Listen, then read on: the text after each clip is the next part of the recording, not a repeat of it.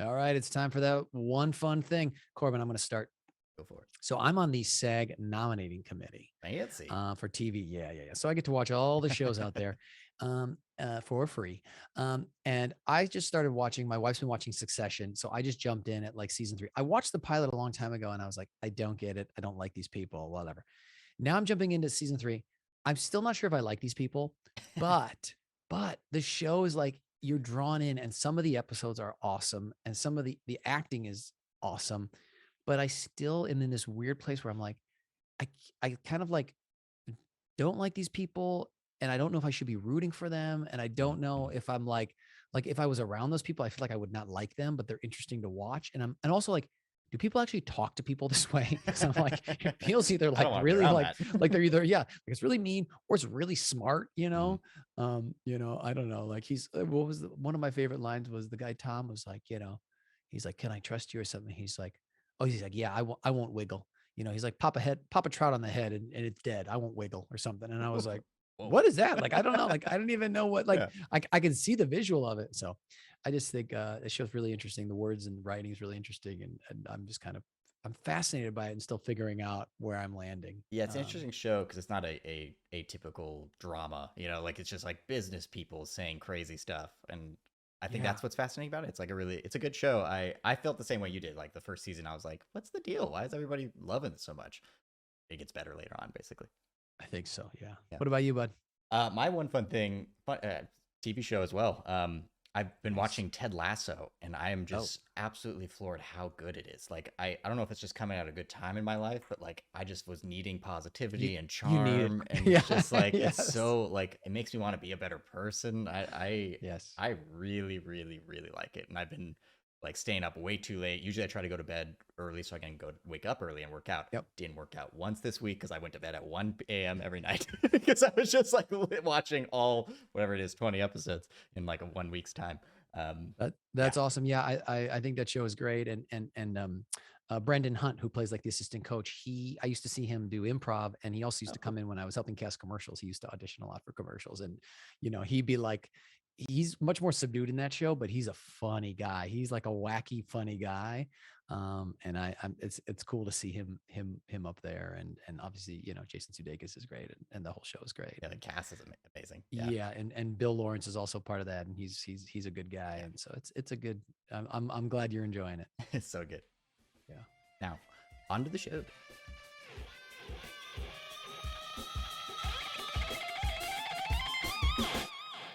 Today, we're excited to have Howard and Katelyn Newstate on the show. Howard and Katelyn are the hosts of the popular YouTube channel Newstate Nomads, where they travel the world in their RV.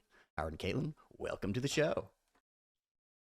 Thanks so much for having us. Thank you very much. And John, oh my God, it's been literally years. You look the same. You don't age when you're in Los Angeles. You don't age, Howard.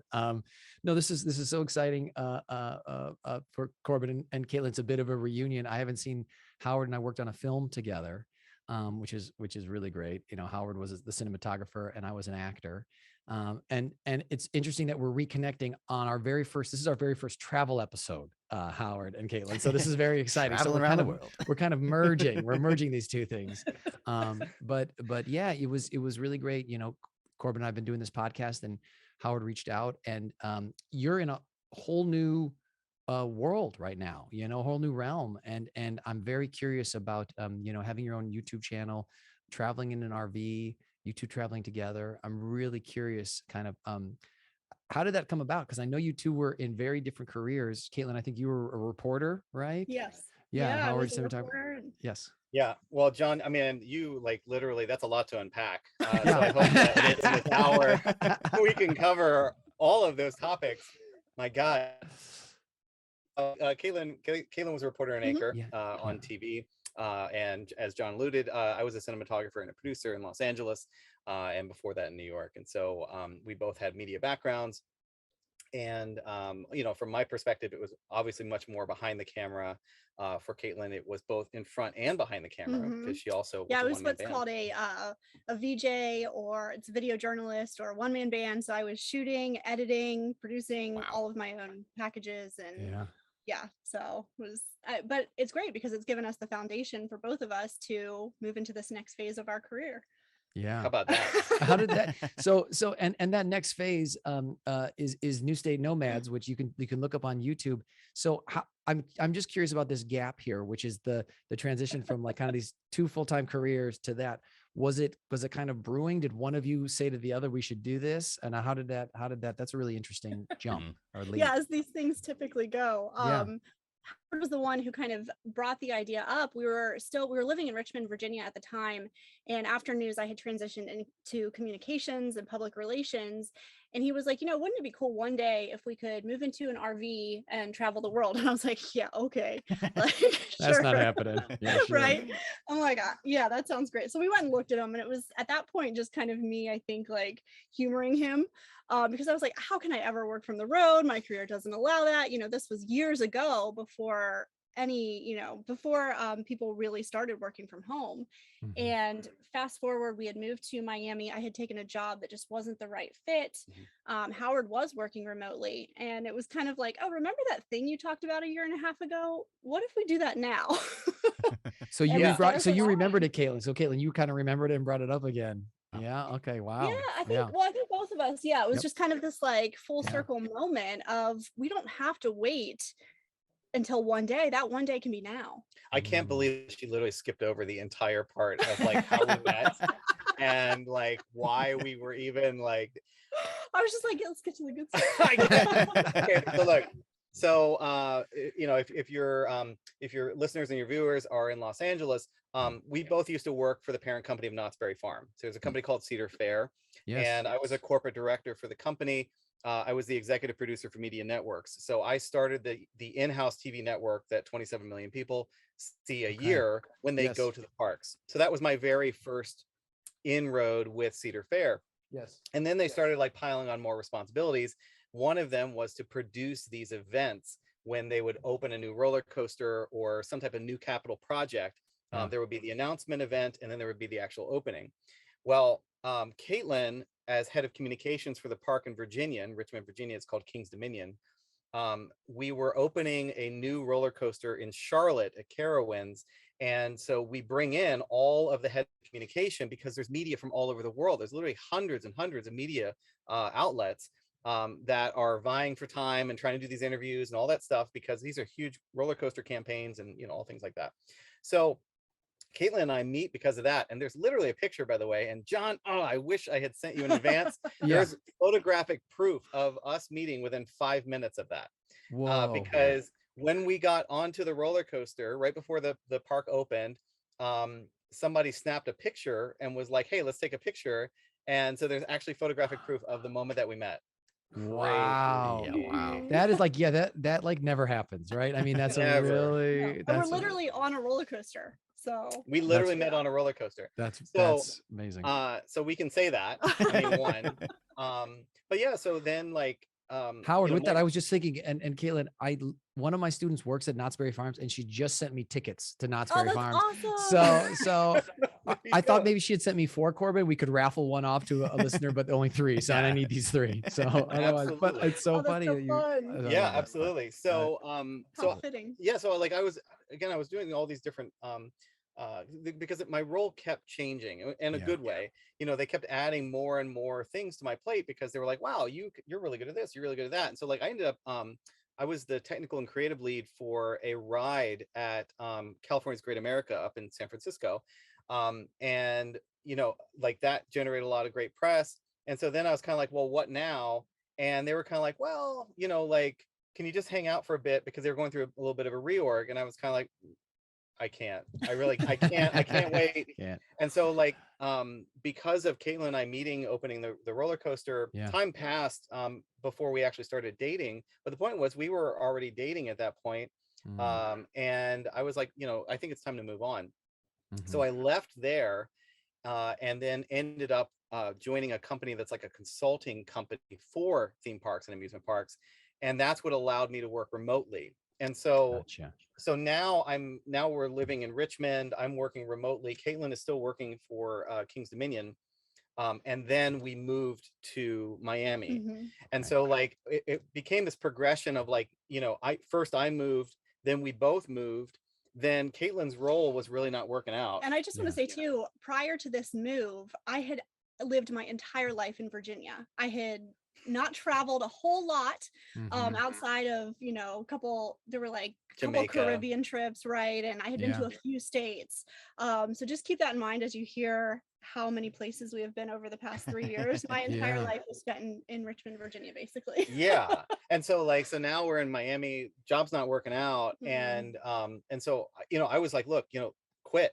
I'm like, quit your job. Which to me was like, what are you crazy? Like, no way. You know, career was number one for me. I had gone to journalism school and then, you know, PR and communications. And I was like, this guy's telling me to quit my job. What? In fairness, we were engaged.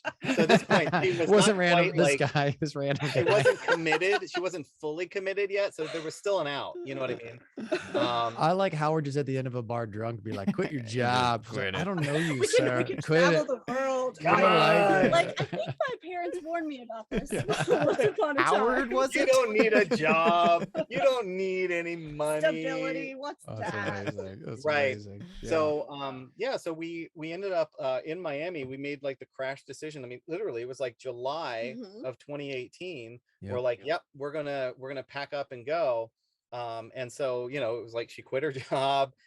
We looked at hundreds of RVs. Yes. And then we hit the road in August of 2018. So it was only 30 days from the time that that we were like, we're done, to we're like, we're gone. And to be clear too, we did have a plan as far as jobs go. Like I had started moonlighting with freelance clients. So like it wasn't like I was just like, okay, I'm gonna quit my job and not do anything. We both had income still coming in. It was just, it allowed us the freedom and flexibility to not be tied to one location. Right. And extra especially because my job, so I had already transitioned out of the consulting company and now I was on my own. And so I had clients. And so that's way more flexibility. And so I'm like, Katelyn, you know, there's nothing really holding us back at this point. Like, let's do it. And so then it just becomes like logistics. Like, where does your mail go? You know, like if you're full time on the road. So we had to find a mail service that handles it. So it's kind of like a really super souped up PO box that we have. So we live in a box that's in Florida. Oh, and like all of our mail, our driver's licenses, insurance, everything is all tied to that address.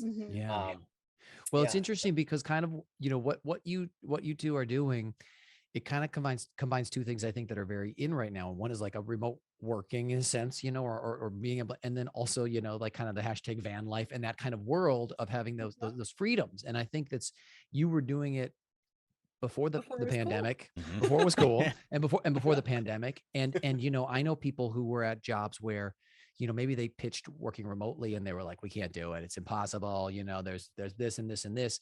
And then they all went remote and they're like, oh, it actually works, you know, and like, oh, and some people like it better, you know what I mean? And so it's been an interesting forced transition that you two were kind of on the beginning of. I want to jump to just with what we're talking about. Your like tour of your Winnebago has like 300,000 views. How does a tour of a Winnebago have so many views? I mean, I'm just like, I'm curious. I watched it but I'm like, so I'm just curious, like the interest and like, did you guys watch a bunch of videos? Like how, like just kind of that getting into that world. Yeah. Well, John, I'm going to throw this back at you. You watched it.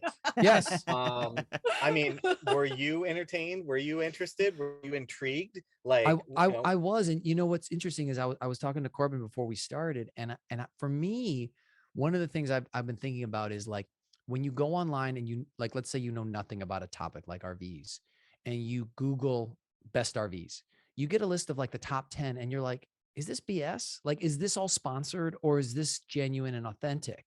And I was telling Corbin, I think that's like, if it's a world I don't know, I don't have any kind of great source in a sense, I'm trying to find that source. And so what was interesting is watching, like, you know, going through that video, I felt like, oh, I'm getting who they are and their kind of honestness and genuineness about their experience. And then also the part where it's like, well, how we've set it up for us. I was like, ooh, that sounds interesting too, you know, because it's like everyone's kind of like bespoking everything. And so I liked, you know, whether it's your desk or your RV or whatever that is. So I think both of those things were kind of, you know, the authenticity and then the specificity God, I don't know how I pulled all that together, but that's kind of That was where I beautiful. guess, John, you I know, think- or I you think really we put me on just the about spot covered it. there. Holy Yeah, I think it cow. just about covered. So Mic thanks so drop. much, guys. This This is is great. really bad. What just This has happened been there? amazing. Oh my Thanks, God, that's guys. never going to happen again. Corbin, I hope you Just recorded. blacked out for a second. It was I great. just blacked out there for a second. Stream of consciousness from John Ruby. I think, well, and one of the interesting things about that video, so prior to launching our YouTube channel, we had already lived in this RV for a year and a half Right. at that point. Wow. Oh, And so, like, interesting. we- Interesting. Yeah, so we knew, you know, how much we loved it, and how we talk about that in that specific video is authentic. Mhm. You know, it wasn't like we had just moved in and we're like, oh, this is so great. You know, the newness had worn off, but you can see in that video how passionate we are, because, you know, this is our house and Mhm. we've taken it to some amazing places and we figured out what works for us. Not only do we live in it, we work from it, it's our office, and we also have 3 dogs. So that's a lot going on in a very small space, but it's perfect for us. And so, yeah, I think, you know, when you watch that video, you do understand that we've tried things out. You know, we've figured out where to put things, and our entire world is essentially in 200 square feet. Yeah, we launched the channel in February of 2020. So just like from a timeline standpoint, Mhm. we hit the road in August of 2018. We had our Instagram, we had our website, Mhm. but that was it. And then we launched the YouTube channel in February of 2020. And so by that point, yeah, it's been a year and a half. But also, I feel like we kept stalling. You know, I know I'm jumping ahead maybe a little bit in like kind of like the progression of this conversation, but That's like all right. part of this to me is like the effort, the push in order to do it for yourself. We kept coming up with tons of excuses and reasons as to why it was that we weren't doing it yet. Doing a YouTube channel. We did our welcome video in 2019 I think so. Yeah. to the YouTube channel. So Mhm. we launched the channel, like clicked the button and then made a video, and we were like, this is great, and like we're gonna launch, and then we did nothing for again. like Nothing. literally a year, I think it was, Mhm. at least. Yeah. And yeah, it was because like we kept, life got in the way, obviously, but I wanted to make sure, I felt like for me, I wanted to make sure that we could deliver on the promise of like quality content on a consistent basis. Mm. And until we could really justify that for ourselves from the time commitment, because it's a lot of time, and I know we'll probably end up talking about that too, but it's a lot of time to generate these videos. And so February, the reason why we launched in February of 2020 was because we had this great push of, we're going into Mexico by RV. Very few people ever do that, by the way. It's extremely rare for Americans to go into Mexico by RV, which is so funny to me, because Canadians and Europeans, that's all you see down there. There's tons of RVs, but it's all like foreigners, like to us, I mean, like not Mexicans. It's like literally anybody but Americans basically are down there. And so I was like, well, this is a perfect opportunity. Let's launch the channel. Let's do it. And so that video, I think that was like our 4th video, I want to say. Yeah, we filmed it, and we were in Mexico. We were in and Mexico. filmed it. Yeah. And well, you know, which is also funny from a timing standpoint, to launch a travel channel literally before the world shuts down. Right before. Yes. Yes. We had no idea. And in fact, one of our other videos during that time, we were camping on a beach, and we're looking across, because we were like, from a geographic standpoint, if you could see it, it's too far. We were looking at Texas, and we were like, wow, like stuff is just going so crazy right now in the US. Like, you know, this whole virus thing, and and it, like, it had not reached Mexico at all yet. None of that, like, you know, kind of the world shutting down thing. Yeah. And within, I want to say, I think it was 2 weeks of that, we were hustling to find a spot where we could quarantine for potentially months. And like, the reality of our situation, because now we're in a foreign country, and the whole world is shutting down, and it's like, what do you do? Right, travel's your life. Yeah. So- Yeah, that's what has happened. I'm like, that's wow. Yeah, that's the timing is really, really interesting. Yeah, and I think there's definitely a lot there to unpack. But I do want to, when you're talking about the content creation, Howard and Katelyn, one of the things I'm curious about is what specific like equipment or things do you guys find like we have to have, like when we're on the road, it's like we need this, I mean, if you have like, I think it's always nice for people to hear of like, this wireless thing, and this is the computer, and I use this for editing, and this, because I think that's something that's definitely very relevant, for people that want to create either a YouTube channel or stuff on Instagram or whatever it is. So I'm just kind of want to dive into that for a second. I just wish that you had told me, like, I would have literally grabbed everything and been like, I use this and this, and then I put this on here. Yes. Actually, it's funny. I feel like I remember that from our film, that Howard's like a tool, like a things guy. Like he's got all the things. I feel like I remember that. Yeah. I mean, I feel like I remember. in fairness. So, okay, just so like everybody is aware. So what John keeps alluding to is, so there was this short film, it was called Recoil. And most people, when you think short film, you're like, oh, cool. It's like a bunch of people getting together and they're like doing this thing, and like, it's just kind of a fun weekender thing. This was literally about as high end as you can possibly get for a short film. And anyone who will see this short film will be like, whoa, this was done literally for almost nothing. And the answer is yes. Because we had extremely high-end special effects, graphics, CGI. The guy who designed the sets worked on Star Trek. I mean, we had like, we built a whole ship. We built a whole ship inside in a green screen soundstage with a green screen. And like all around it.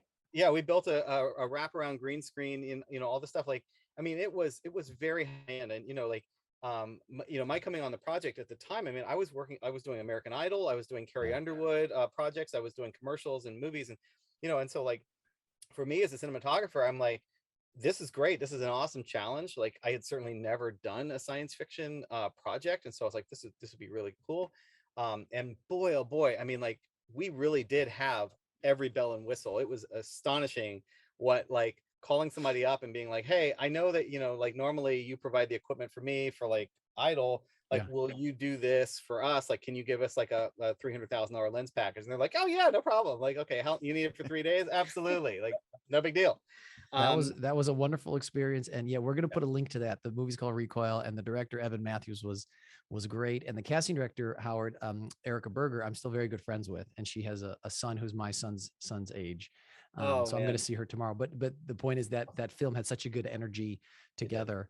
And I got to tell one fun story about this. Okay, since we're here, and then we'll come back to the equipment, which is one of my good friends. So Evan asked me in the movie, the ship talks to me. The ship has like a voice. It's like Hal, the ship is talking to my character. Bodhi.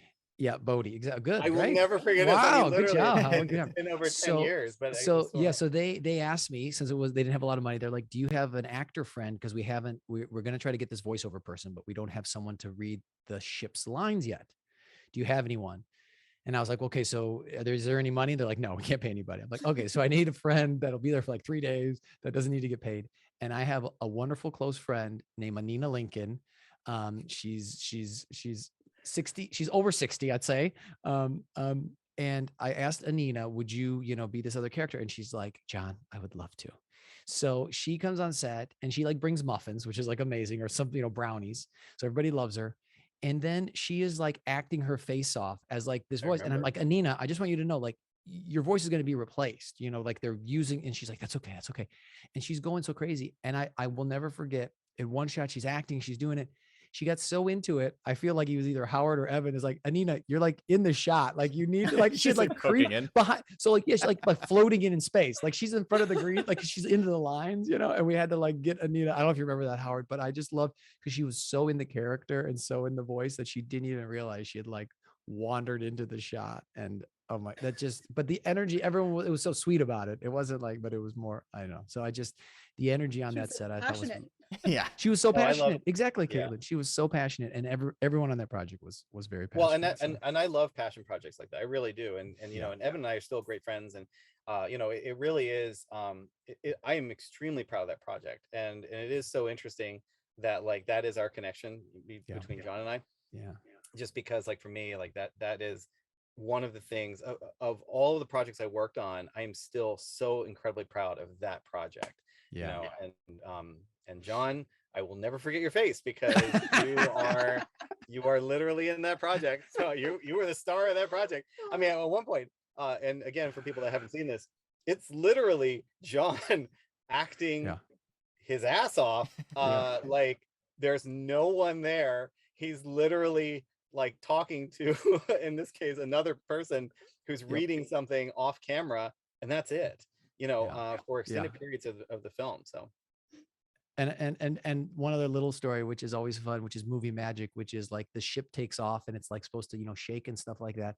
So I remember there was a guy hiding behind the chair, like shaking the chair, and so you think it's like, oh, the ship, or they're doing it, but no, there's a guy down there who's like shaking the chair. So like that's movie magic, folks. That's how it happens. So, all right. Well, I love that we touched on that, and it is, like I said, it's a special time. But I wanted to then get back to what we had said, which was equipment you use, making the videos, things like that. What do you two kind of, what do you lean Well, towards? I will say it has kind of evolved over time. Like we've tried different things to see what would work for us. And in the end, you might be surprised that all we film with is this GoPro. No, and really? a phone. No. Yep, that's it. If we're doing interviews, we do have some wireless lav mics that are excellent. But we'll only use those, for, interviewing somebody if we need really crisp, clean audio. Yep. Yeah. But for us, we want to be minimalist with it. We don't want it to be high impact. We're going into businesses. For us, what's really important is telling the stories of the places that we visit. And you don't want a big setup when you're going into a local business, or you don't want to draw attention. You want to keep the experience authentic so that a viewer can plan their own bucket list trip and have something similar. If we were coming in with a big crew and a huge camera and a lighting, setup, it wouldn't be the same.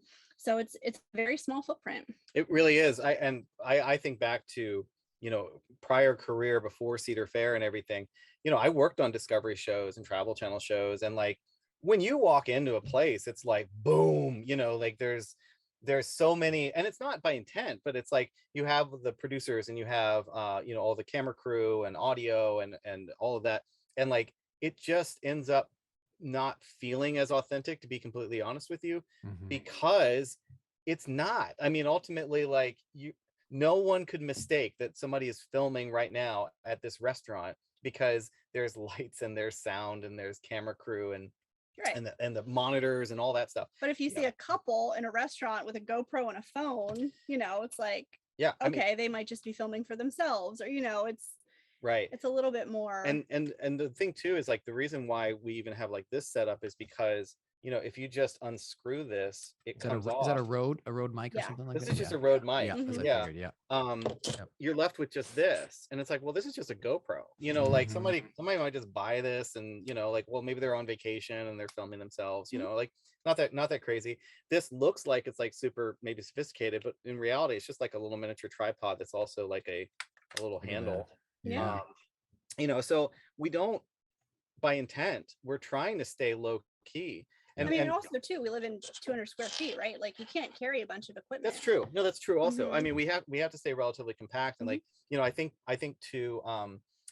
So right now, and John, I'm not sure like exactly when this is going to air, but like, so our episodes, I'm sorry, right now on YouTube have us in Italy, which was from October. Now we're filming this, it's December 17th. And we are just starting to get into our Italy series now. We're on our third episode, is coming out this Sunday.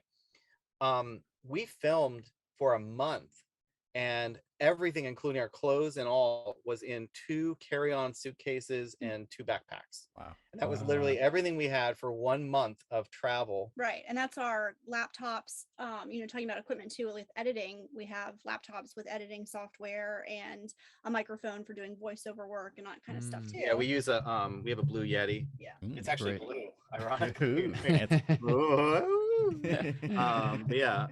So yeah, that's, in fact, actually that's what we're recording on right now, because I really love the pickup of it. It's really nice. And so by design, everything is small and you can travel with it. So yeah, if you're starting a YouTube channel in, specifically to travel or RV, or just if you want to be mobile and be able to take it, to work from a coffee shop or work from the road, it's a nice footprint. Yeah, I would say, and this is not even just travel, but so many people have had a tremendous amount of success launching a channel literally from their phone. In some cases they not only shoot, but they also edit it on their phones. I mean, that is really the bar. The bar now is you can start with anything that you have, And then, yes, over time, you can continue to grow and scale and find the things that work. You know, our microphones, our wireless mics are, it's a Lark, the Hollyland Lark 150 is the brand. And they're tiny. They're tiny. The quality is excellent. We don't have them like Yeah, where I can grab them. But anyway, the box like they come in is like, I don't know, it's probably a 2 inch by 3 inch box. Yeah. That when it's not 2 foot by 3 foot, like, a tiny really big. 14-foot thing. It's so small. It's like Howard, I need to talk about what you're packing, because I can get you some smaller stuff if it's too big. My carry-on bag, it looks like a land yacht, but it's actually just my carry-on bag. But anyway, it's like 2 inches by 3 inches. And so even if we need to have wireless microphones, that's everything. And the case itself is the charger for it. So it automatically recharges the transmitters and the receivers. And so like, if we're like, hey, we need to pop this out, well, we almost always carry it with us because it's so easy. Just throw it in the backpack. Just throw it in the backpack. You pop it open, you know, and the quality is excellent. I mean, if you watch our videos, I feel like key differentiators for us is I do believe that our quality is very high, both from a visual and auditory standpoint. I think that we deliver on high quality, and the reward on that is I think that people come to us and choose to watch our episodes because of the quality. You know, yes, it's personality. YouTube is very personality driven. So that if you don't like us, you're not going to watch it. And that's okay. And that's okay. We understand. We understand some people don't like funny, and that's fine. We understand that. We understand. But yeah, it is personality, but it is also the quality that I think really for us is the key differentiator. So go ahead, Corbin. Yeah, it's just, when it comes to, so do you carve out time to like edit and do all the things that you need to do? Like, how does that work in your day to day? Because it seems like you're filming all day long, right? So how do you fit that time in? That's the $1 million question. And it's really challenging because, you know, Howard and I still have a business outside of YouTube. Like, we still have marketing clients that we are running, you know, a full business for. And so we're essentially operating two businesses. We have Newstate Nomads, our travel YouTube channel, and then additionally our marketing business. And so it does, you know, there's definitely a layer of hustle. And while it might look like we're out doing all these like really fun things, it is work. But when it's work that you love, it makes it that much better. And, you know, editing for 12 hours a day is worth it because you're getting to share a product that you love so much and put so much passion in with the world. And you get to inspire other people. And so, you know, I think we've been doing YouTube since February of 2020, so just under 2 years. And I think we're still working to kind of find that groove and figure out what is best from a workflow standpoint. Yeah, what I would say is, if you're looking at, there's almost like a triangle of time, because you've got the filming time, you have the editorial time, and then you have our what actually pays the bills, which is our marketing clients. Those three are constantly at odds with each other, because we're always in a situation where it's like, we need to go out and film. It's like, well, actually, we have a client project that's due, you know, today.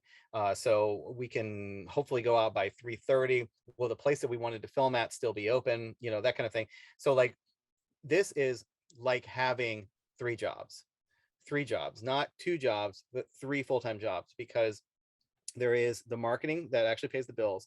Then the filming, in some cases, we might be filming 20 hours a week or 25 hours a week, depending on, you know, where we're at. And I mean, we're right on that line of like part-time, full-time, you know what I mean? Like with just filming time to deliver a video, which this will shock, I think, a lot of people who are not necessarily in like production, high-end production, whatever.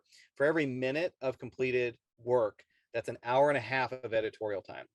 So if we're doing a 15-minute video, that is 30 hours of work that went into making that. Take note, John. Take note. Because Corbin does a lot of that for us. Yeah. Wow. You know, Okay.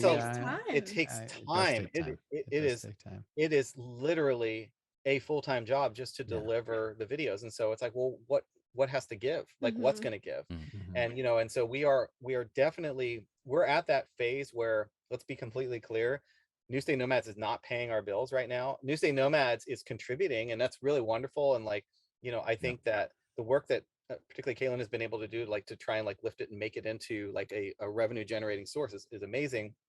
But like, you know, let's say it offsets our travel expenses. I guess I would say that, Mm-hmm. but it's not to the point yet where we can say to our clients like, hey, we're going to start scaling back. You know, we can't take on your work anymore and any of that. We're not there yet. Yeah. So we have to make sure that we're always, you know, paying the bills. And then there is this thing which we're very excited about and passionate about, to grow Newstate Nomads and really hopefully make that into maybe our full-time job. Have you, just while we're in that world, have you tried to approach or been approached by advertisers or anything like that? I mean, I know like there's some like through YouTube, but I'm just curious how that has gone or not gone, or if it's been frustrating or easy, you know, just kind of in that world too with it. And I think, you know, that is an excellent question. Over, you know, social media and content creation didn't exist 15 years ago. This is a world that businesses and content creators have had to work together to figure out. And there are some that really get it and understand the value in it, that, you know, right, the minute of that video took an hour and a half to produce. Right. And so I would say it's been a mix. Yeah, we have been very fortunate to work with really great brands. We're very selective on who we work with. We want it to always feel authentic, something that we're passionate about. For us, you know, working with tourism boards has been a really awesome opportunity, because not only throughout the pandemic, you know, did they struggle. And so it's kind of our way of being able to give back to these communities and support tourism. But you know, I think there's a happy medium. Sometimes it's like pulling teeth. I don't know. Would you yes that? To all of those things? Yes. I mean, what I feel like is, if somebody gets it, and if somebody understands the value of what we can bring, then it's a really easy conversation. It's when somebody like will approach you and they're like, hey, will you make a dedicated video about our flashlight? We get that, I'm not kidding, all the time. Yeah. Like our email box is full of random Amazon products that have very little, if anything. I mean, you could say maybe on a tertiary basis, I guess, like, yeah, flashlights, we need a flashlight because we travel in an RV, and so whatever. There's but like nighttime sometimes sometimes it gets dark, right? Well, we're dying to do an ad for MeUndies, because they sponsor like every podcast but ours. But I guess everybody wears underwear. I don't know. Yeah, right. You can make it work. You can make it work. You get where I'm coming from. But yeah, like, you know, the thing is, we get approached all the time with that, and you know, immediately our very first response back to them is like, thank you so much for reaching out. We don't really do dedicated videos for products. We're not a product review channel. We will do an integration. Here's if it makes sense. And here's what that would look like for you, and here's all the benefits you would get. And usually it's like radio silence, because they're like, oh, I figured if I give you a free $20 flashlight, you will make a dedicated video for me. Not worth the you time. Yeah. I'm like a $20 flashlight. No, and the thing is, that example is so common. I'm not kidding. Like, and the unfortunate thing right now is because it's not structured in the same way as like advertising, right? So YouTube, it is so straightforward. You don't do anything as the content creator. You literally just enable monetization, and then YouTube's algorithms go to work / Google's, and they match advertisers, you know? And something that I found to be very interesting, and Katelyn and I were literally just talking about this, like, I don't know, yesterday or the day before, our, okay, I don't want to get too far in the weeds, but so there are terms like CPM rate, which means how much you get paid per 1,000 views. So that is the way you get paid on YouTube, is X amount of dollars per 1,000. Well, there's CPM and RPM, but anyway, the point is that our CPM rates are really high, very high, like unusually high.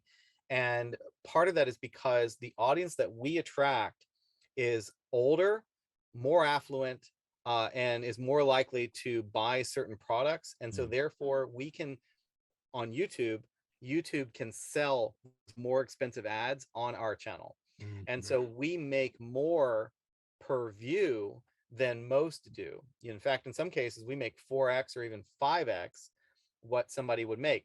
Wow. But we have no control over that. And it fluctuates. And it fluctuates. It does. Yeah. Because it depends on, like, and again, we have no control, right? So it's like, it could be time of year. It could be the particular topic of the video.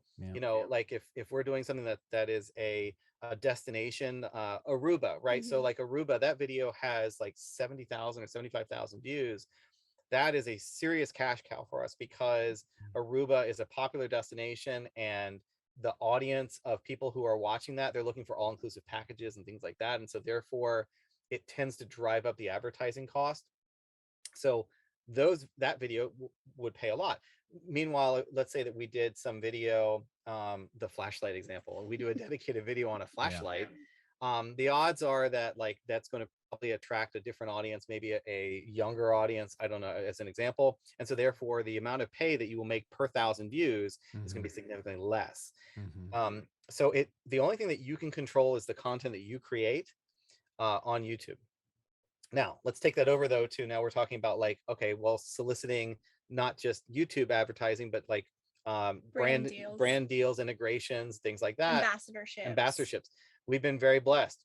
We are now brand ambassadors for Winnebago, which is the largest name in all of RVing. Wow. That's awesome. Congrats. Thank you. We've had that since January of this year. 2021 is when we finally signed that deal. Yeah. But the thing to know about that is every single deal is different. Even within Winnebago, every deal is different. And so the thing is that you cannot tell someone who's going into this industry like, oh, look, you can charge this much for this and that and that. There are so many variables to it that some of it becomes about you and what you can deliver and your audience. The key word is partnership. Yes. Right. You want it to be a partnership between you as the creator and whatever brand or organization that you're working with. And it should be a two-way door. You know, what are you delivering to them? And in turn, what value are they providing back to you, and vice versa? That's right. And I think that a lot of times when people, particularly content creators, they're like, how much are you going to pay me and all that? It's like, no. Like you need to flip that, because it's like, what am I going to do for you? Meaning the company or whatever. Like I'm going to connect you with an audience who buys these types of things with this demographic. Here's how successful I am on conversion. You know, advertisers care about a lot of statistics that I don't think a lot of creators are necessarily thinking about. Yeah. Because they want to know, like, okay, look, particularly let's use Winnebago as an example. We travel in a $200,000 motorhome. You know, like if they sell one of those a year, well, that probably more than pays for everything that they've ever given us, right? And so to them, like that's a different story. Right, but like, the ROI could be tremendous, because it's like, well, you sell 10 of those. You're like, wow, you know, like you know, $2 million in revenue off of you know, we gave these guys a flashlight $5. but the thing though is like when you're talking about like the flashlight or whatever example, well, how many of those do you have to sell in order to actually make it make sense to pay us for 10 hours of labor or whatever, you know, however long it might take us? Like, you know, that's where those rates and everything are based upon realistically, how long is it going to take us to deliver on whatever this thing is that you want us to do? You know, and a lot of times the companies will come to you and they're like, they don't have an idea necessarily. They're like, use your, you know, speak in your voice, right? Which is great. And that's actually what you want. But then like they need to feel comfortable and be able to justify the ROI of, I'm going to drop, you know, low four figures, maybe even 5 figures on a deal in order to get in front of that audience and hopefully sell a whole bunch of flashlights. Yeah. No, that's great. That's exactly what I was curious about. And I think that's really interesting. Now I want to shift over to, what advice do you two have if someone wants to go on like a month-long RV trip? I want to transition. That was yeah, that was like a kaboom, because I think we hit a lot of the content, and now I want to talk about how you're actually living in the space and making it work. And like I was thinking like budgeting and I don't know, there's a lot in there that I'd love to get to. Well, I think the beautiful thing about RV life is that you can truly customize it to whatever your budget is, whatever your goals are. You know, if you want to do a tour of a couple national parks, then that's going to be a totally different trip than if you're trying to camp off grid and do it for free. So it really comes down to like, what is your style of travel? What is it that you're hoping to get out of it? You know, a month might sound like a long time, but in reality, that's going to fly by. It really is, you know, when you factor in all of the travel and everything. I don't know, that's a hard one. Is there anything that you like didn't realize you would need once you started traveling? You know, like something mailbox, like something mailbox like for a month. Well, I mean, if we're talking about like for a month, you know, obviously like the mailbox thing is like, well, you hold your mail or whatever. But I mean, I get what you're saying though, Corbin. Yeah, like you know, if we're talking about a month, Like a flashlight? No, just kidding. Right. You might need Pack your 2 flashlight. flashlights in case the Maybe first two. one breaks. No. I'd highly recommend the new You need 79 flashlight. You need 3 flashlights and a Winnebago. One's a little bigger and don't purchase forget than the other. Don't forget your underwear. We Yeah, gotta yeah, get my and your MeUndies. MeUndies. Yeah, yeah. You know, with MeUndies, I honestly I feel more secure now than I've ever felt with MeUndies. Oh my god. I have to cut this well, out. I guess I could answer that because we just finished a month-long trip, necessarily not in the RV, but we did learn a very big lesson. We tried so hard to fit so much into that 3-4 week trip that we actually felt kind of burnt out after it. And so I would really, like, when you're looking at your itinerary and the things that you want to hit, try not to go too fast and put too much into it, because I think at the end of it you'll feel just overwhelmed. It's a great point, Katelyn. Sometimes you feel like you need a vacation from your vacation. And I think that's always a challenge of like, well, I'm going over to Europe. I want to see as many places as I can because I don't know when I'm going to get over here again. But I also want to just live in Paris and have baguettes for 2 weeks. You know what I mean? And wine and cheese. And so it's like, where is that balance? And I think, Katelyn, that's a great point, because that is definitely something to think about. And I think if you do try to see too much, you're never able to kind of let your 2 feet land in one place and get a feel for it. And it's that can happen, you know? And even when we hit the road full time, you know, we committed initially to doing a year because we're like, well, crap, if we hate this, like, we need an out. But obviously, you know, 3.5 years later, we're still loving it. But we went so fast in the beginning that, I mean, the burnout did come, and it was like, why are we going so fast? This is our life. We can slow down and really enjoy the places that we visit and take it all in. We don't have to see it all in a month or 2 months. You know, we have an infinite amount of time because we live this lifestyle. And so there's 2 different types of travel, but we fell into the same trap with both. We did because I do feel like, John, you are 100% right on about, you know, like I don't know the next time I'm going to be in this place, and so I'm just going to try and do everything. I feel like, particularly with full-time RV life, there is this drive where people are like, I'm going to see the entire country in 1 year or something like that. And, you know, and like, that's just completely unrealistic. And we move much faster than a lot of our fellow RV friends. Yes, we do some crazy mileage. So there are like, and by the way, like, for those who are listening who are like RVers, there are different renditions or versions of this rule, but there's like the 3-2-2 or the 2-2-2 rule. And what that means is like that you're supposed to travel no more than I'm going to do it as the 2-2-2 rule. No more than 200 miles in a day. You're not supposed to drive more than 200 miles in a day. You're supposed to arrive before 2 p.m. at your destination, and you're supposed to stay there for no less than 2 days. Now, the idea with that is it's supposed to keep you from like moving every single day and not moving far, because like, think about, like, imagine that you're exploring California. There are so many places you can go in California, so many. If you hold yourself to like, I am not going to move more than 2 or 3 times in a week. That's a lot, by the way. Like, you know, the average RVer typically moves once a week, you know, between destinations. You know, we are probably, we move about every 4 days, about every 4 to 5 days on average is how often we move in the RV. When we were in Italy, we were moving every 72 hours, 48 hours. Every 48 hours we were moving. Because we were like, we gotta see this, and then we gotta get the car, and then we're gonna drive here, and we then went to, I think it was 12 cities and towns in 3 weeks. in 3 weeks in Italy. So, and that was all over the country. So literally, that was like north to south. Like, you know, our episodes typically, and you know, it's something too, like, because you're like, I need a vacation from my vacation. Katelyn and I do talk about this too, is like, when are we actually on vacation versus when are we working, filming? I mean, we're documenting our life. And so when do you have a day off?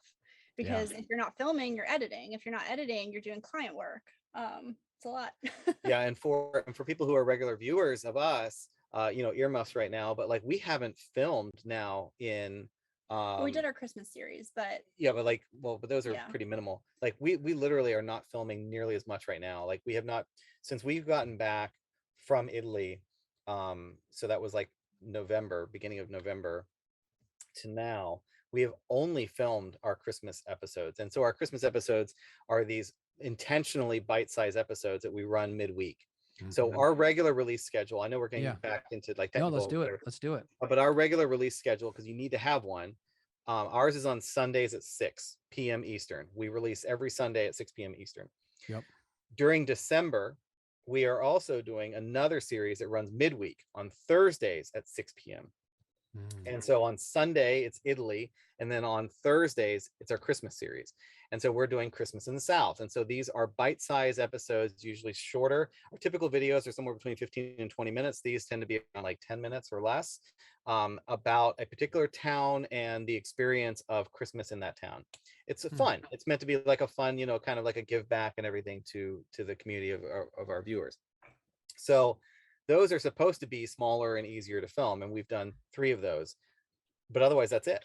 And so like this has actually been for us a little bit of a reset time, where we're not beholden to that 25 to 30 hours a week of filming. And so we can focus on the other 2. Which is also why we get questions a lot about, people are very confused about where we are in the moment. Our content is by design several weeks to sometimes months behind, from a workflow standpoint, from a safety standpoint. You know, there are all these factors that go into that. But I think truly it does come down to, we have to give ourselves a buffer of time so that we're never up against like, oh my gosh, we have to go film something and get a video out on Sunday, because that's going to affect not only like our mental health, but also like the quality of the video. You know, we never want it to be that we're rushing to just get something out just because. It has to be quality content that you're passionate about, because that will resonate with your viewers. You need to be putting out videos and content that you're happy about, because otherwise I think it'll fall flat. Agreed. You have to love what you're doing.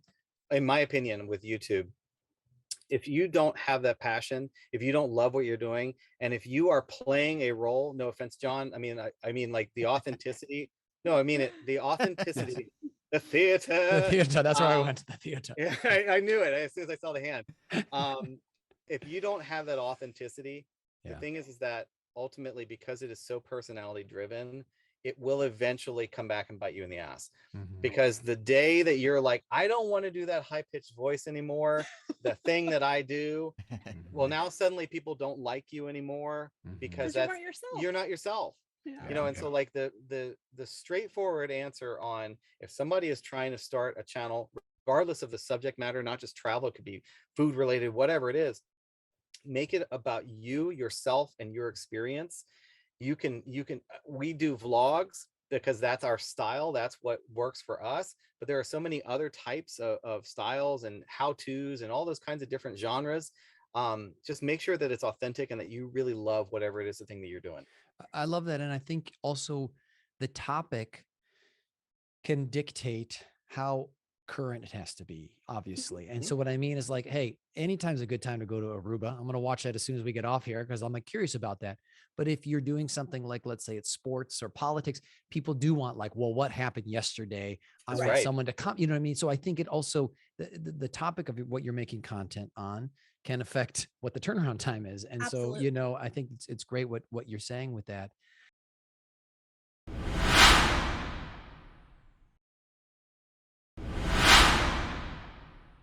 You know, I was thinking, I have my little RV dream for myself is I really wanted to go to all the presidential libraries. My wife calls me a nerd, but I thought it'd be so fun to just take an RV and go to a bunch of the presidential libraries. And so, and just to share my RV experience last year in like July, I thought it'd be a good idea to test out an RV and get back to Wisconsin with my wife and my son. Yeah. And my dog. Yeah. And the only reason I bring it up is that rule of 2, 2, and 2, we totally did not follow. We did not follow. And it was, I wish I would have known that rule, because that would have really, really helped, because we were trying to do like very long days, like 8-9 hour days.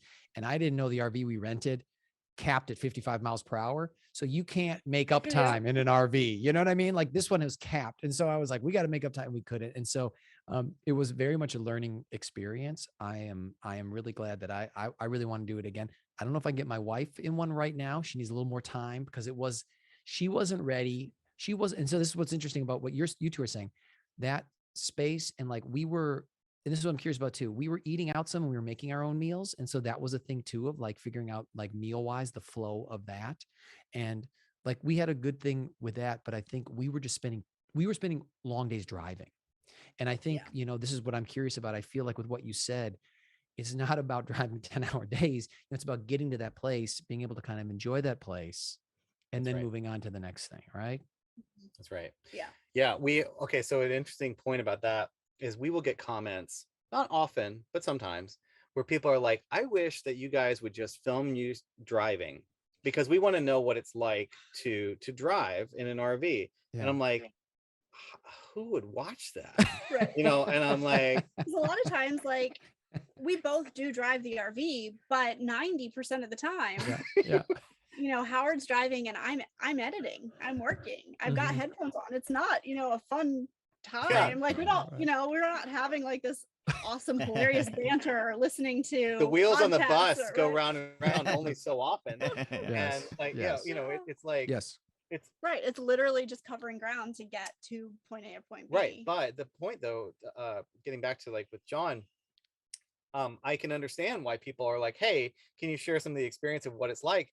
I think so I used to work for Disney years and years and years ago. I worked for Disney, also in like a creative services role and also in their operations, i.e. I was a Haunted Mansion butler.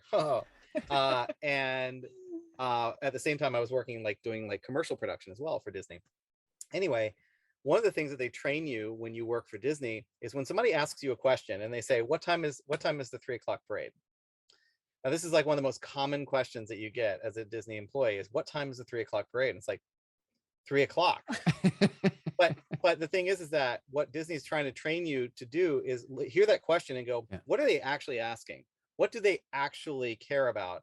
And in this case, they mean, what time does the 3 o'clock get here? Because it moves. And so therefore, like, at 3:20, the parade will be here. So if you want to go and grab an ice cream, you can do that. And then come back here and get out.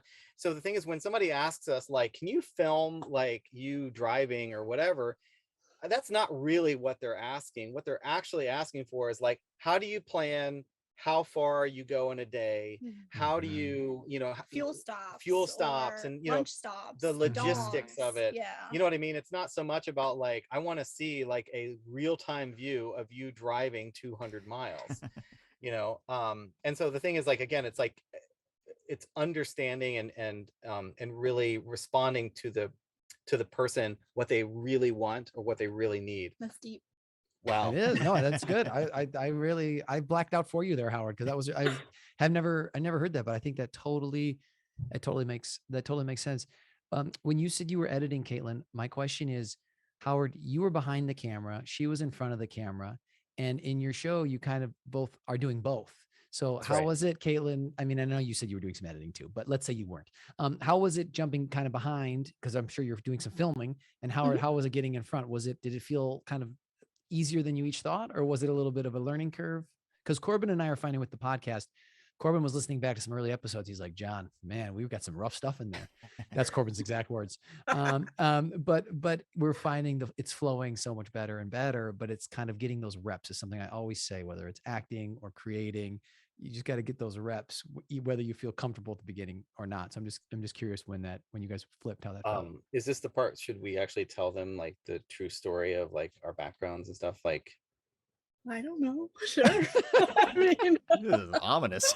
What's going on? Well, if you go on my IMDb, you'll notice that there are actually not just camera crew positions, but there are acting roles as well.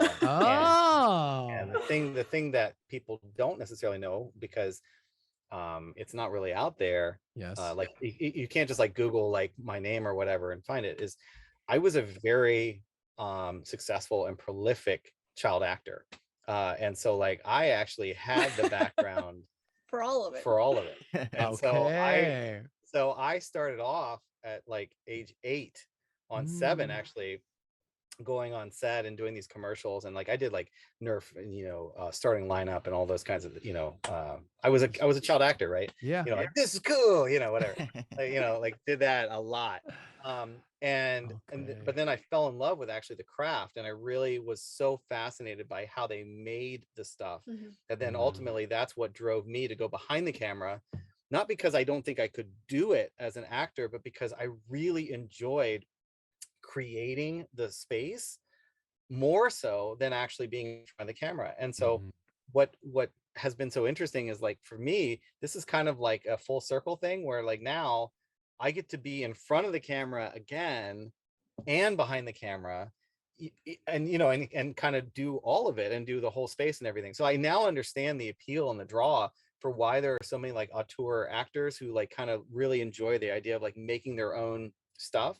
I get it now. I really do, because it pleases me in so many different ways to be both in front of the camera and behind the camera now. I love that, because Katelyn, I remember on Recoil, I was like, Howard, what if you put the camera? He's like, shut up, actor. I was like, oh my God. He's like, I know what I'm doing. I'm the cinematographer. I was like, do you know who I am? I literally, I am the cinematographer. Like, you are an actor. Start shooting you with Nerf guns. That did not happen, anybody. No, that did not happen. That is a total joke. That is not do not say that. That is not true. No. Kayla, what about for you? Well, for me, I think there was definitely a learning curve. When I was in news, I did shoot and edit all my own video, but it was not, shooting a news story is very different than shooting a vlog. And for me, it was not only in front of the camera, learning not to be that reporter. If you watch some of our early videos, man, like trying to get rid of my reporter voice and feel like I had to be stiff, where it was like I could let more of my personality come out. So there was a learning curve in front of the camera. And on the flip side, I do help film, and I really love expanding my creativity in that way. And Howard has helped a lot, whether it's basic like photo editing, he's taught me a lot, and then just like more of those creative shots. And I think it's really nice because we both get to play on different strengths, but then also stretch our creative muscle in trying out different things that we maybe weren't as comfortable with before. And so it's been really fun. The editing part for me, even when I was in news, I really always enjoyed, but now I get to actually be more creative and tell the stories that we really want to tell and that we're passionate about. Whereas, I'm not just going to a murder scene or a car accident or a city hall meeting. It's really, and I think that too is what sets us apart from a vlog standpoint, is that we want to find these people in communities and tell their stories. We're really passionate about that and like giving back and all of that. And so now it's like we get to use all of these skills that we have amassed over the years in our professional career and do it in a way that makes sense for us and that we really love. I hope you have some kind of music bed that you can just put down underneath that. Right, because it was just beautiful. And I mean, like, I felt it. Some Mozart, some Beethoven. Yeah, definitely. Yeah. I 100% agree with what Katelyn said. I really do. I feel like being able to tell the stories that we want to tell and all of that has been really powerful. And it's fun, working together on these things. And it's not all sunshine and rainbows all the time, we might have different creative visions on something, or, we might get frustrated with a shoot or whatever it is. But ultimately it's like, we're getting to work together on stuff that we really love. And at the end of the day, that's really fun. So when there is some spice and some conflict, does someone go for a walk? Because you don't have another room to go to. There has to be a lot of walks happening. I know, like, if you're listening on a podcast, you can't see this, but we do have a bathroom back there, and the door does close. So Kayla, you go in the bathroom and close the door, and that's enough. Oh, I'd have to get out. No. I mean, the beautiful thing is a lot of times we are like out in nature. So you can go for a walk. We have 3 dogs. Like, maybe the dog needs to go out. Dog needs a walk. Yeah. I will say, Howard is an excellent communicator. I am still learning. He's very good at peeling back the layers and making me talk about my feelings, which I know is probably pretty funny to hear from like a male female. It's probably why Howard and I connect. I'm the same way, Howard. My wife gets real quiet and shuts down, and I have to be like, I have to give her time so she doesn't say anything mean, but then I have to like slowly it's very similar, Katelyn. So when you're in a small space everything is heightened, right? Oh, You yeah. know, and I think about like, it doesn't have to be an RV. It could be, you know, tiny living. It could be a New York loft, you know, True. you know, small life, tiny living. Yeah, it's elevated, Amplifies it's everything. amplified. And so something that might be very minor, because you don't have that ability to kind of like detach, decouple, and Yep. like kind of walk away or whatever. It's like, where are you going to go? You know, like there is this episode of Portlandia where like it's like some like little segment or whatever where they're showing like tiny living, and like literally the guy, the character is like trying to go to the bathroom while she's like ironing above his head or whatever. And like, and they're getting like really mad at each other, right? And it's because like, well, you're on top of me. You're literally on top of me. You know, when we were looking at RVs, this kind of goes back to that part. We looked at hundreds of floor plans, and the reason why we picked this one was because this felt the most spacious. This feels like a very open, it's almost like a studio it's like a studio apartment. Mm-hmm. We have a Murphy bed right behind my head that comes down on a motor. Gotcha. And so like, so we have a lot of freed up space, and our RV, the entire length of it, there's a giant slide that comes out 3 feet. So we go to almost like a 10 by 10 box kind of on the back. So our living space feels very open and doesn't feel so claustrophobic. And so even though like we're in 200 square feet, it's 200 good square feet where like we can kind of, a person can go and sit at the dinette. By the way, we're coming to you from our office, which is the dinette. I love it. Or like, Yes. we have a very large kitchen. And so, yeah, somebody can be cooking a meal over there and not be in somebody's way if they're working over here. So, well, and I love that it works. And I try to, if people ask for advice, I always say in relationships, I think communication is key, and then compromise, you know, working, and compromise can be almost like, you know, do you want to be happy or do you want to be right? And so compromise can be that sense of like, you really want to be right about something. Well, you know, both people are holding on to it. So that can be compromised. And then communication, because I think stuff can kind of fester and grow. And so I always try to remind myself of those two things, whether it's, you know, a smaller space or a bigger space, because, you know, relationships is just in general are challenging, you know, as people navigate them, you know. Yeah, and so that's great advice. Yeah, that's great. Corbin, how you feeling? Any questions or thoughts right now? No, this is great. I think we're about time to wrap it up to do our best bad acting. Oh, a little best bad acting. You guys thought we were gonna forget. We don't. Yeah, we got it. We got it. I was hoping. Yeah. All right. Yeah. So we'll send you best bad acting into the chat. Okay. It's gonna be 2 different roles. It's gonna be very short, like John was mentioning. It's gonna be fun. It's gonna be entertaining. Just go with whatever you think is gonna be best for the first one, and we may. And I was worried about Howard, but now that he's a child actor, Corbin, we're good. We're good. Corbin's good. Now we get to we got really dive deep with this. We could dive deep with this. All right. I mean, can we throw a curveball? Can we actually switch these roles? I mean, you can do whatever you want. Whatever you think. Whatever you want. I'm totally kidding. All right. Whenever you two are ready, take a minute, take a breath. I'm ready. I mean, I only have 1 line. Okay, so let's do it. Let's do Katelyn has 2 lines. Oh, getting up. Oh, yes. Well, I feel like we're kind of limited in space here, but okay. You ready? Yeah. Do I start? Whenever you're ready. The cameras are rolling. All right. I promise. Never let go. I'll never let go, Jack. I'll never let go. Oh my gosh. Yes. So amazing. Oh my gosh, that was good. That was good. It's fun having 2 actors together. Look at them interacting. Okay. Yeah. I'm an independent woman. I don't need no man. No, you don't, Katelyn. No, you don't. No, you don't. Have you ever seen, by the way, have you ever seen the no comment from Leonardo DiCaprio where he was actually confronted about the size of the I just door? saw that clip, Howard, where they ask him and he's like real serious about it. Like, he's like no comment. Yeah, doesn't even smile or anything. I did see that. No, it's Brad Pitt. It's him, like Brad Pitt, and I can't remember who the third person is. And literally Brad Pitt's like, come on, man, like, you know, you could have fit on that. You could have fit on that board or whatever. Yeah. And he's like, no comment. And he's so serious. I know that was the weirdest part. He's just I'm like, why are you so serious? Like, there must be some story there. Maybe there's not. Who knows? Okay, wait. We don't want to lose the thread though. All right, okay. I want to see you guys do it. can you do some type of old timey accent, some type of old timey like British or anything that sounds like highfalutin? Something you don't know is that Katelyn is superb at accents. Beautiful. So good. You're really putting the pressure on her now. It's actually one of her strengths. I'm Right. terrible. She's actually terrible at them. But here we go. Let's do it. All right. All right. All right. We're rolling. Okay. I promise.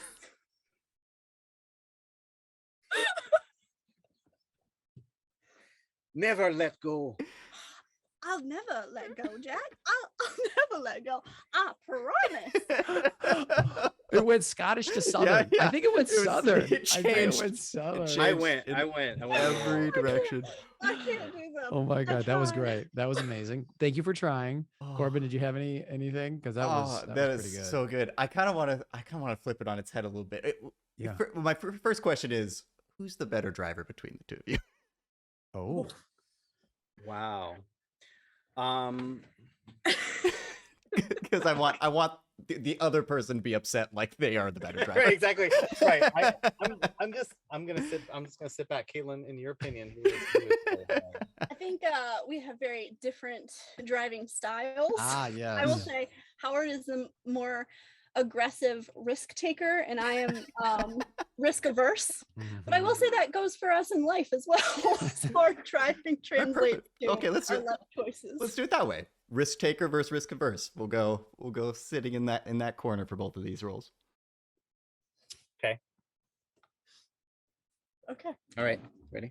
I promise. Never let go. I'll never let go, Jack. I'll never let go. I promise. Come back. You have to stay. The arm movements. I feel like if you're not watching the video of this, you're missing Oh out. my God. So good. Okay, well, thank you both. Thank you both for playing along. That was so much fun. That was wonderful. That was my cardio for the day. Exactly. I know. You guys really worked it. I like it.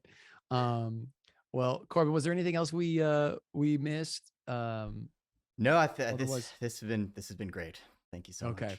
Well, this video was also sponsored by Tamagotchi Flashlight. Tamagotchi. Go buy 7. Go buy 7. Get your 8th for free. Well, Katelyn and Howard, thank you so much for joining us today. Everybody go check them out. The Newstate Nomads, their YouTube channel, Instagram. Obviously, they're lovely people. We think they're wonderful. They're a lot of fun. Keep making those videos. We're going to take a look out for the Christmas ones. This might be out after Christmas, but if it is, go back and check those out. But thanks for being here, Katelyn and Howard. So good seeing you, and we'll talk to you soon. Thank you, guys. Bye. Thanks, Great meeting you. So this is the very first on the Moving Spotlight podcast. But as we were wrapping up, Howard and Katelyn were mentioning one thing that I wanted to touch on, which was their dog Scout. Can you just tell us a little bit about Scout? That's so cute. Right there. Besides being adorable. Very busy looking at squirrels. Oh, here, sit. There you go. Here we go. So Scout has kind of a famous story. Yeah, okay. So Scout, we adopted Scout when we were in Mexico. So we were RVing in Mexico, and Scout, it turns out, is now the world's most famous Mexican beach dog.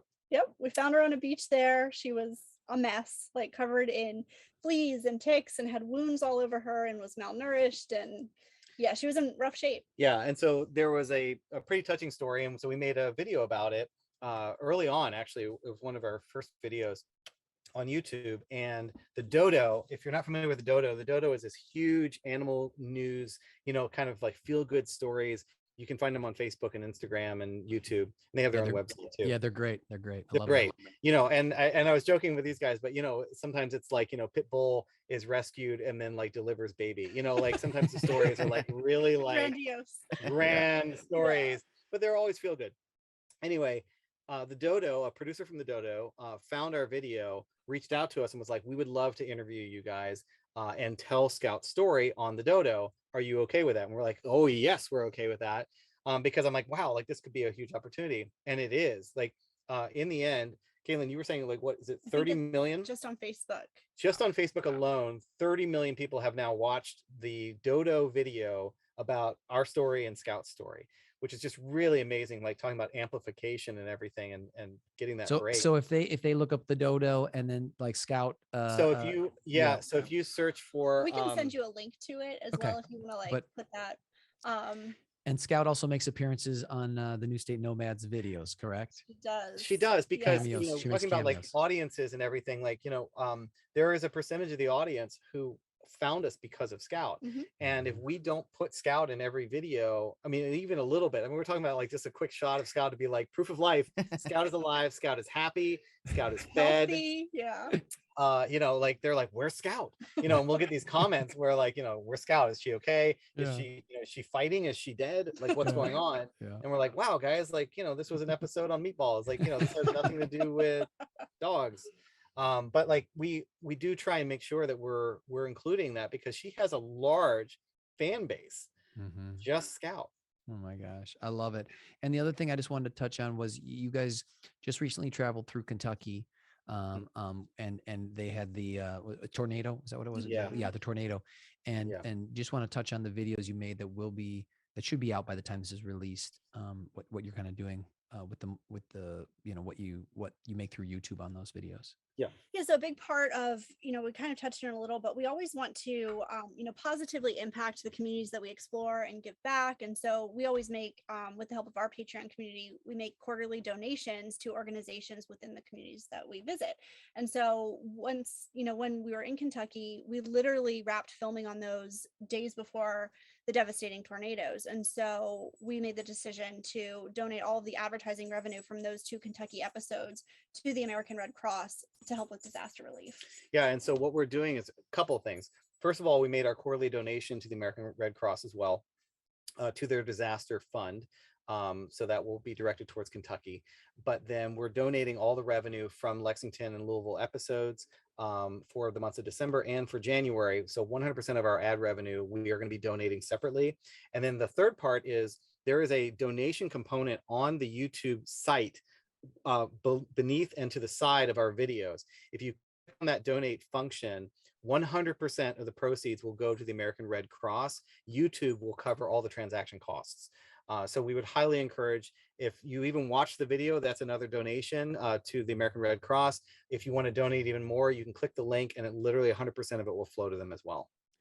I love that. And I think that's lovely that you guys are doing that. Thank you so much. And I'm glad that our audience now knows about that and can check out Scout's video and check out donating to the Red Cross and helping out.